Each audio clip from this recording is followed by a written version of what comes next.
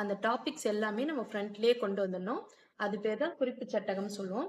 நீங்க எக்ஸாமுக்கோ இல்ல காம்படிஷனுக்கோ எப்போ கட்டுரை எழுதினாலும் கம்பல்சரி இந்த குறிப்பு சட்டகம் இல்லாம எழுதாதீங்க.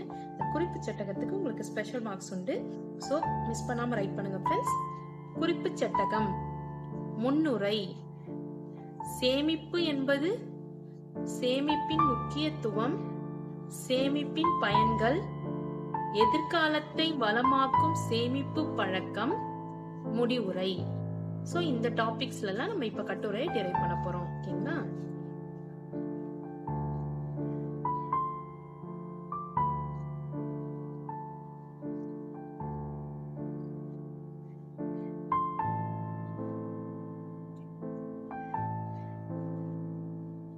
முன்னுரை. முன்னுரை. சிறுதுளி பெருவெள்ளம் என்ற பழமொழியானது சிறுக சிறுக சேமிப்பதன் பயனை எடுத்து காட்டுகின்றது. நாம் இன்று சேமிப்பவையே நாளை நாம் நிம்மதியாக வாழ்வதற்கான வழியாகும்.